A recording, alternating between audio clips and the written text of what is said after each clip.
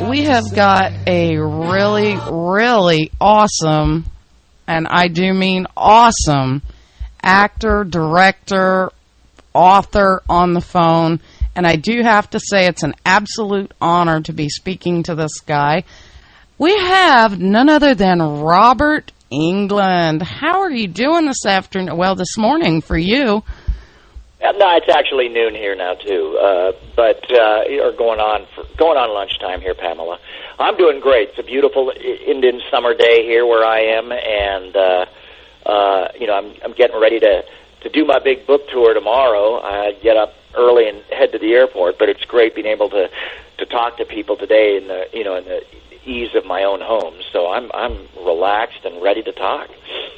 Very cool. Yeah, I've got tons of questions from listeners and fans, and so we've got those for you, and everybody is just so excited to have you on. I mean, I love the fact that we were able to get you on. Everybody, of course, knows you did the Freddy Krueger character, but you've done so many amazing movies. You've directed. You name it. You've done it. And I'm just like... Realize is one of the reasons I wanted to put it in the book is I realized, that I've been around since the early 70s, and I wanted to, not only do a kind of Valentine to the fans. Pamela? Yes.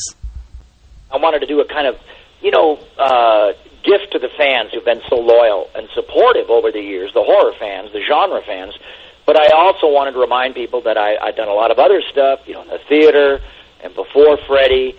And I realized it's a perfect timing. It's the 25th anniversary of the original Nightmare on Elm Street. God, does that make me feel old? So the anniversary of my hit television show, V, the miniseries V, The Visitors, which are both being remade. They're remaking Nightmare on Elm Street, and they're redoing. They just remade V, and it will be on. I guess the new one is going to be on in November. So I thought it was kind of a perfect storm for me to sort of tell all of my tales and anecdotes and gossip about all my horror movies. Plus, while I could still remember, working with Barbara Streisand and Henry Fonda and Susan Sarandon and people like that, I wanted to tell those stories because I think that's sort of the way you do it. You kind of pass on these things. I was working back in the 70s, so I connected a little bit with old Hollywood, and I think the way to kind of learn those stories is just to pass them on, and then whether it's to another young actor or whether it's to a fan in my book,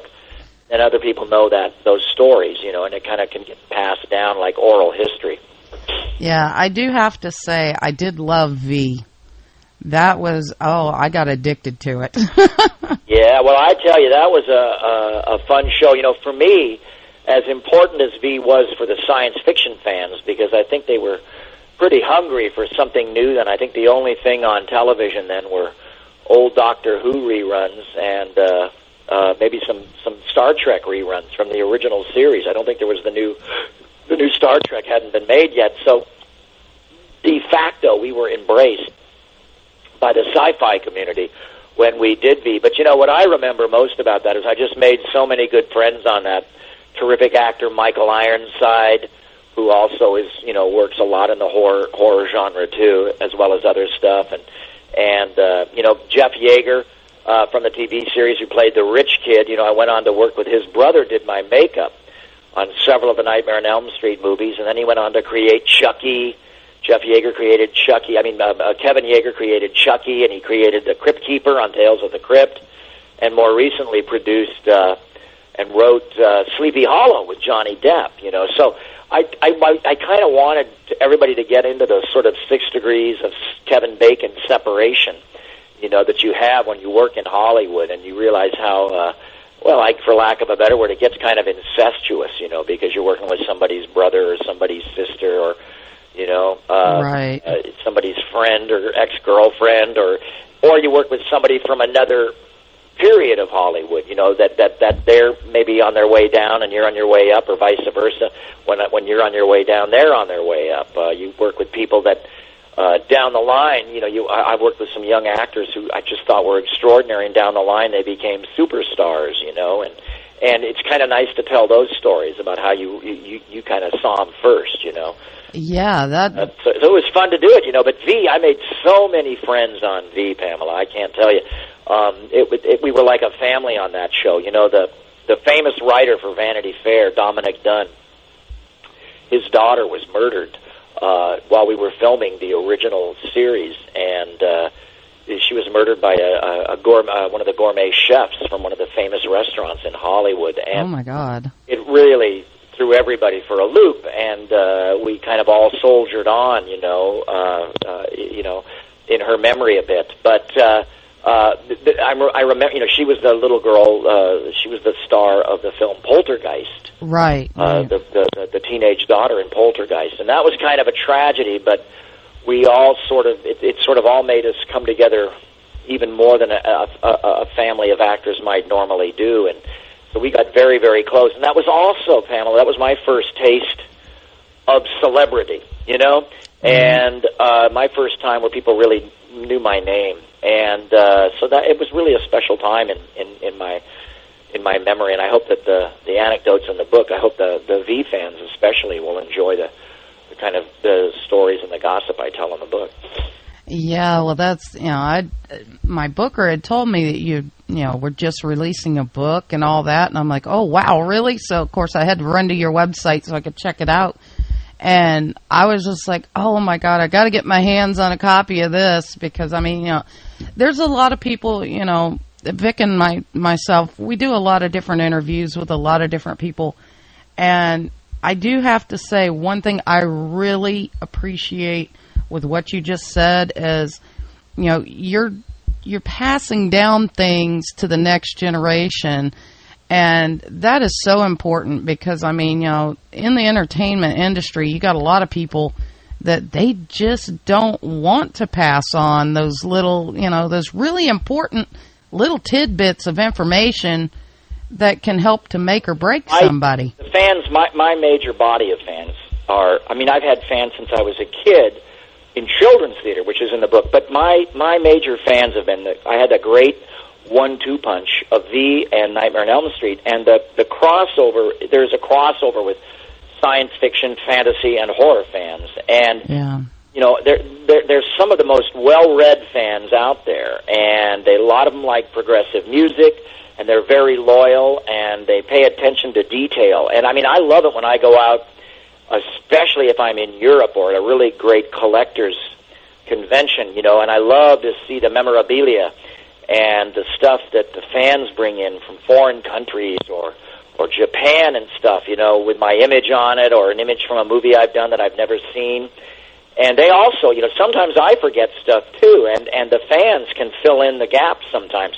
Yeah. Fans remember plots and actors that I've worked with better than I do. Yeah, well, that's one thing I did notice, too. You do quite a bit of voice acting, too. You've done things like Batman, and you've done the newest one. Yeah, it's fun to do because, I'm also on the spectacular Spider-Man now. And I narrated a great old cult surfing movie called Big Wednesday years ago. But I do some stuff, and I recently just did for Doug Bradley, my friend Doug Bradley, who plays Pinhead in Clive Barker's Hellraiser movies. Yeah. And Doug is doing these great spoken word tapes now. And oh, wow. Edgar Allan Poe and stuff. And I know he got me to do some stuff for him, which is coming out. But he also has a wonderful actor, Jeffrey Combs, who's got a hit play now, a one-man show here in Hollywood. But Jeffrey, as a lot of people will remember him, was the mad scientist from Reanimator, and also in that great underrated Peter Jackson movie, The Frighteners, with Michael J. Fox. And Jeffrey's doing some Edgar Allan Poe right now here in town. And he's also contributing some stuff to that. And it's really fun to do it, to do the vocal work, because, you can show up in your pajamas. Right. You don't have to worry about your bald spot or how you look. You just show up and do it. And there's a lot of kidding around when you do it too, which is fun because you can do take after take after take till you get it perfect. And it's a lot of fun. But you can kind of get it the way you want it after a while. You can get real close. Sometimes closer than you get as an actor. So I enjoy it. It's another avenue of a career that it's something you didn't think about, but or I wasn't really thinking about it until it started to avail itself to me, and it's really it's fun to do, and it doesn't ever feel like there's pressure. Yeah. When you're doing spoken word stuff, it's not the same kind of pressure as when you're acting on camera or on the stage. There's not that amount of nervousness in your gut. It's more relaxed, and I really enjoy that. Yeah, well, I was sitting here and just going through things earlier, and my kids, they love the superhero stuff, and you recently did the Superhero Squad, and I love the fact that you always get these really awesome supervillain characters that I love that sort of thing. Yeah, well, I got to do the Riddler. I've got a great cartoon up in my office of the Riddler. Oh wow! Yeah, from Batman. Really, oh wow! But it's. I'll tell you though, what's tricky is the first time you go in, you just read with the other actors, and you lay down the tracks. But then you got to go back sometimes to fix it when they change the dialogue or they cut something or they need more sound effects of you being beaten up by Batman or something. And then you get to see it animated. And that's always tricky for me because I'm still a kid at heart, and I love seeing how your character is animated or illustrated, but it's hard to get the lines out because it's not like I'm looking at an image of Robert Englund and trying to make the lines fit in my mouth. I'm looking at a cartoon and I've seen it before, and so it's kind of hard to do that part of the process because you just want to watch it and you forget that you have to listen for your 3 beeps and start your dialogue. Right. Yeah, I think that would be a little difficult. For a while, I did puppetry and stuff, and I would come up with these crazy voices for the puppets, and people were like, "Who's doing that?" But that was all right off the top of my head. I could not even imagine trying to do something like that. And I love animated stuff anyway, but to try and watch the characters, see what they're doing, and then to have to put I don't think I could do it. I think most of the time they have a cartoon design, but the animators get really inspired by the actors, which is nice. It's just that when you go in for that sweetening session, and you know what I'm talking about. Yeah. To fix little things, or if there's going to be overlaps and stuff like that, it's really hard to focus because you're so busy watching this great creative thing going on with all of the cartoons. Yeah, that would be very distracting for me. I'd be like, okay, can we watch this first and then we'll go back and do it? Can I have that? Can I have that? I want that. Yeah. Well, I want to get to some of the questions we've got here because we've got some totally killer questions from some of the listeners, and the first one is actually one of our affiliates here, and he's a graphics designer. He also, hand draws everything. His name is Antonio, and he's with Brutal Disorder Logos. Awesome guy. You should check out his artwork sometime. I think you'd probably like it. He says, have you ever dreamt of Freddy himself in a dream? Everyone I know who has seen the movie has said that it would be interesting to see if you've actually dreamt about Freddy in any of your dreams. It's not the freshest answer, Pamela, but I'll tell you the truth, and this happened back on the original Nightmare on Elm Street, but I fell asleep in the middle of the night on the set. We were trying to get a shot before the sun came up, and I fell asleep in the makeup, but I forgot I had the makeup on. And when I woke up, I looked in the lights of the makeup mirror, which were in my dressing room, which were on a dimmer, and they were kind of low. And instead of seeing Robert Englund in the mirror, I saw this old, deformed guy, bald, with wounds all over him and scars. And for maybe 5 or 6 seconds, I was so disoriented from waking up, looking into that mirror, that I didn't know where I was. I was, in that semi-conscious state you are when you very first crawl out of bed. Right. And it scared me to death for a second. I was very disoriented. My heart rate went up. And then I realized, oh, my God, I've got the makeup on. That's me, in the kind of distant forced perspective of the mirror, and it moved the same way I was moving, and it's Robert, Jesus, relax. For a few seconds there, I was really disoriented and frightened, and my heart rate, my little heart was going pity-pat. But the thing is, here's your answer. I dream occasionally of that moment when I woke up and looked at the reflection in the mirror of Freddie. That still comes back into my dreams once in a while, but that's the only time I really dream about Freddie. That's the only time I ever sort of see Freddie that I can remember, at least in my dreams. I have, pretty typical dreams. I have anxiety dreams. I'm worried about, getting somewhere on time or paying the bills, just like everybody else. As you get older, you get those damn anxiety dreams. But that's the one Freddie dream I have, and it's seeing me in the makeup, sitting up slowly in the deep depth of a mirror in my little tiny trailer dressing room in the original Nightmare on Elm Street. I see this old, deformed, bald man kind of hunched over in a sleeveless T-shirt with all of this burned flesh on his shoulders and neck and face. And that still comes back to me sometimes, not in a nightmare. Yeah. Almost more like a bookend to a nightmare sometimes. Yeah, yeah. Or a warning. Sometimes it's like a warning. Yeah, I've had a few of those too. Yeah. Well, we have a question from actually a couple of people asking. They wanted to know if you've ever dressed up as one of your characters for Halloween and actually gone out and scared people, or did they know it was you?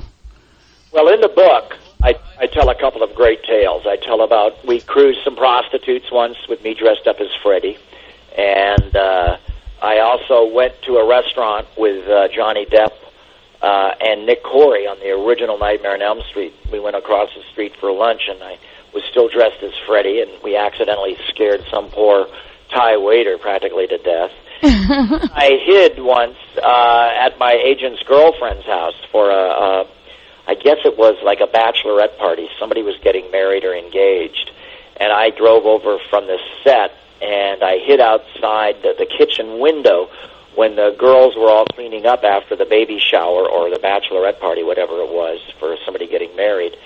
And, in California, we have a lot of outdoor lighting. Some of it's colored lighting that they use to kind of landscape in the outside yards, the cactus or whatever the foliage is.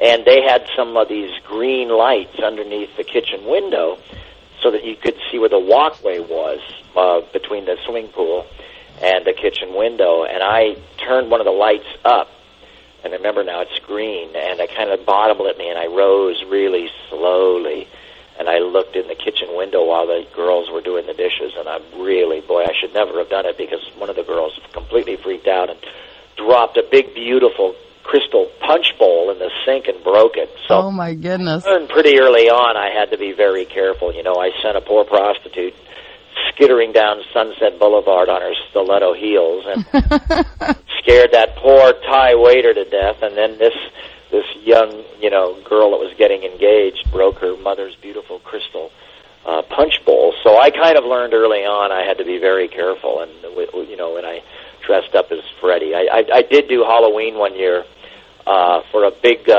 nightclub opening in Miami. They paid me some pretty coin, a pretty penny, to go down to Miami. I think Madonna was also at that opening too.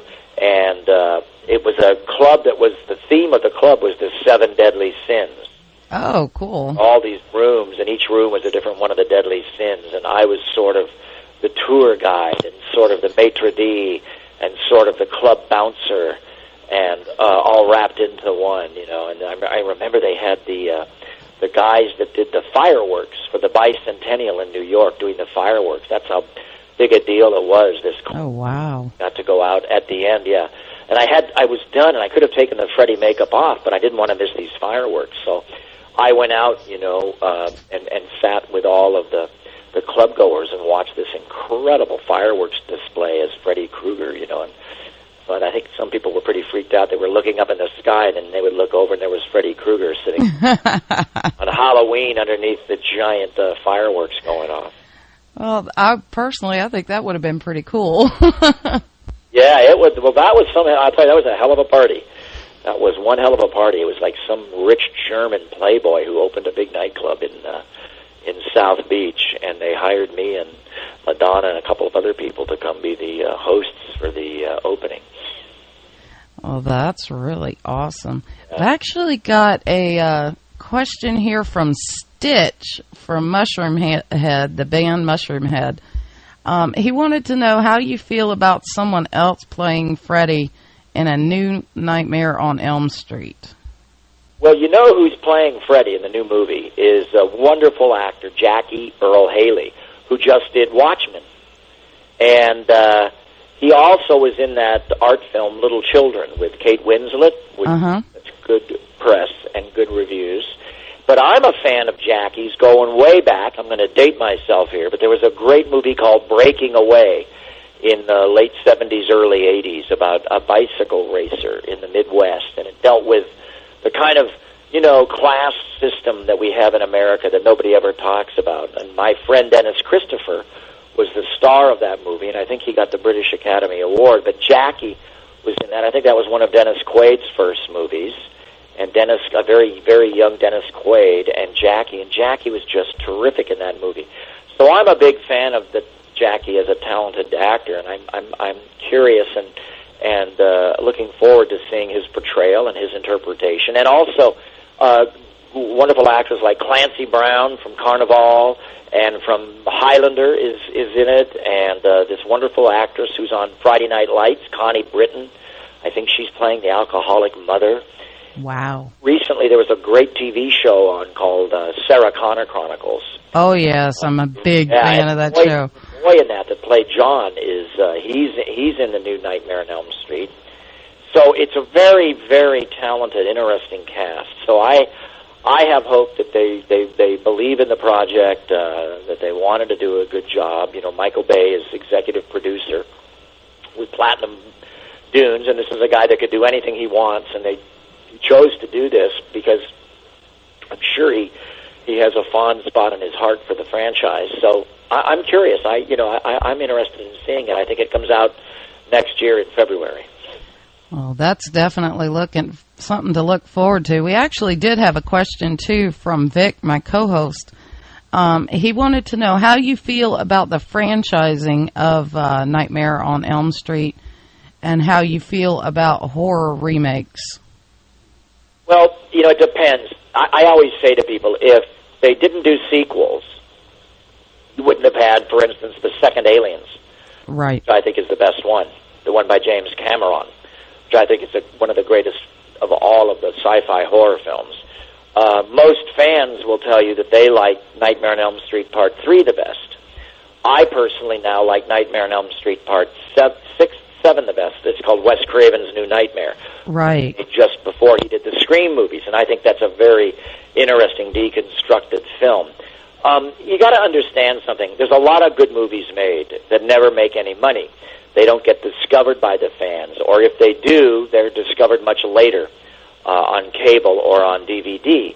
And when audiences do embrace a character, whether it's the Lethal Weapon guys, Danny Glover and Mel Gibson, whether it's the characters in Watchmen, whether it's the character Freddy Krueger or Jason or Michael Myers on Halloween, or the idea or the gimmick of a Final Destination film, by making sequels, all of that money goes into making other movies, and you have to look at it that way. You may not like some of the sequels.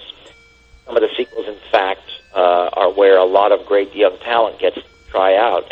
Yeah. But the great thing about sequels is that profit money is returned into the machine of Hollywood, and other movies are made. I'm very proud of the fact that a lot of the profits from the Nightmare on Elm Street movies went into financing Fine Line Cinema at New Line Cinema. Yeah. Was practically single-handedly responsible for the renaissance of the independent American film at places like Sundance, for instance. So, profits get retooled back into the movie-making machine, and we're all about making movies. And because there are great films out there that people don't go see. This is a way that sometimes those movies can get paid for, and sometimes those movies aren't failures, and sometimes those people that make those good movies have another chance to make a film that this time might catch on with the public. Oh, definitely. My business manager made a movie years ago called Suicide Kings, and it didn't do well at all. Well, now it's a cult classic, and it's on Cinemax practically every week, and everybody in that movie is a star. But, when it came out, it didn't make any money, and I think he finally, after 10 years, finally got a big check, But it's 10 years. Well, that's like, I know when I was talking to Robert Lasardo a couple months back, he was telling me, too, he said, sometimes when they actually remake things, because of the generation gaps from when the original came out to what we have now, the kids today didn't see those originals, so the remakes are actually new stuff to them, and then they'll actually go back and check out the original. And it does, and people rediscover stuff. I've had films that did okay, and then they went on cable and they got rediscovered. One of my Stephen King projects, The Mangler, was rediscovered on Cinemax a couple of seasons ago, and now is a certifiable cult hit. And I think it's one of the better of the Stephen King,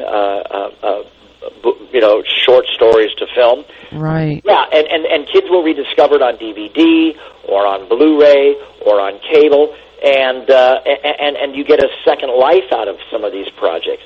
The other thing is, the younger generation, back in the 70s, we would go watch movies from the 30s and 40s and 50s. But it's hard to get kids to watch old movies now. They don't even want to go see black and white movies, and you got to keep reminding them that there's a lot of good stuff out there. And sometimes you have to do a remake or a sequel just to get the new generation involved. I know that Hollywood has always remade films. I did the Barbra Streisand Star is Born in the middle 70s, and I think that was the fourth remake. They did it with Judy Garland. They did it with Janet Gaynor. I think even before that they did one with a wonderful underrated actress from the 20s and 30s named Constance Bennett called What Price Hollywood. So I was in the fourth remake of A Star is Born. And I think they're going to do it again with a punk rock band. Oh, cool. As the subject. So, they're always remaking movies in Hollywood. That comes with the territory. Yeah. Well, like I say, I think, it depends a lot, too, on whether or not the remake is being done, as a serious project or not. I mean, some of them come out and they're not that great. But at the same time, it's purely for exploitation. I think the problem is no one ever sets out to make a bad movie, but I think sometimes they rush them. They think they have to rush it because of the audience's interest, and I don't think that's always necessary. I think this even happened maybe with one or two of the Nightmare on Elm Street movies, but I think it's important to wait till you get that really good script. Oh, exactly. It all starts with the script. Yeah. Well, we've got a question here that says, in your opinion, do you think the horror genre of today has become stronger, or is it weakened compared to the older horror films that, are getting a lot of attention? Well, for my money, what's going on is a constant evolution. There's a constant evolution in horror.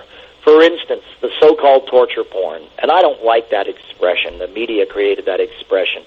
But the Saw movies and the Eli Roth movies, Cabin Fever, and some other ones recently, they call them torture porn. But what I think those are, in fact, almost like garage rock. I think they're a reaction, just like punk rock. Yeah. And speed metal was a reaction back in the late 70s, was a reaction to the sort of bloated super groups and some of the progressive rock groups. And they wanted to get back to the roots of rock and roll with Iggy Pop and MC5, and the punk scene in the UK. And I think that the Eli Roth and the Saw films are kind of a reaction, to the sort of overproduced special effects horror movies that weren't really that scary, and this was their way of saying they want to return to the roots John Carpenter and Wes Craven and Sam Raimi and the classics of the past. And so I think that horror is constantly evolving. I'm getting old, but I kind of want to see the new special effects and stuff lend themselves to period horror, like Interview with a Vampire or movies that take place, in other centuries. I kind of like that. When I saw a really interesting one over at a Spanish film festival, and I was asking everybody, and I think it was a German horror film, and it was just amazing. They used all of the special effects to kind of create this world of Vikings and monsters. Oh, wow. Oh, and it was medieval, and it didn't look like a game. It was realer than that. It was much realer than a game. And they just used the CGI and the special effects a little bit, but they created this world like the sky was always the color of mud. It was just this amazing film. I haven't thought of it in like a couple of months, and I've been meaning to look it up. But talking to you, Pamela, made me realize. But that's the way I love to see the use of the new techniques, is when they can create a world like that doesn't look necessarily like a graphic novel or like Sin City, but looks more like the 300. Not quite that stylized, but more real, but still just slightly storybook and just slightly stylized. And I'm looking forward to seeing more stuff like that. Yeah, I love this. Some of the CGI that they've got now is really good, but at the same time, I don't like to see it overdone. But when I see a really good CGI, it pulls me right in. Well, the other thing is that sometimes they use it now to solve problems that should be solved before they make the movie. Yeah. The movie has a plot problem, or they have a plot problem where the movie's not scary or something, and they say, "Oh, we'll fix it with special effects," and you just can't really do that. Sometimes you've got to fix it beforehand. It's got to be fixed in the storytelling. Yeah. I'm not sure. Oh, wait, it's only 10 after 12. Okay. We have another 5 minutes. I have another call I have to do, so. Yeah, I was just looking at the time, too. One more question real quick here. I wanted to get back to your book, and you're about to go on a signing tour with that. Give everybody the information on that and where you'll be. Well, I'm going to be in Chicago at first I'm going to be in Cherry Hill, New Jersey, which is right, across the river from Philadelphia. So everybody from Philly and New York and Jersey and Point South, Pennsylvania can come and see me. And that's on, I'm going to do a VIP thing on Friday, October 23rd, starting at 8 o'clock. And then Saturday, October 21st, I'm going to be signing books from 10 until 3, and I do a great little Freddy cartoon, and I'll personalize them. And then I'm going to be in Chicago that night, October 23rd, doing a costume party at Flashback Weekend. That's out by the airport at Wyndham O'Hare, and that's 9 o'clock in Chicago, and that's Flashback Weekend in Chicago. And then the following day at the exact same place, I'm going to be signing books all day from 11 in the morning until 4 in the afternoon, personalizing them, drawing little cartoons in them so they can see me there. And then I'm back in New Jersey for Bookends in Ridgewood, New Jersey, and that's at 7 o'clock just before Halloween on October 28th. So that's where I'm going to be. I'll be at other places too, but those are the ones I know about that are back east. And so if any of my fans back there want the book signed, I will be more than happy to sign them. Definitely. That's, that would be an absolute honor to be able to do that. Well, listen, Pamela, I'm going to say goodbye because I think I need to do another phoner. Yep. Yeah.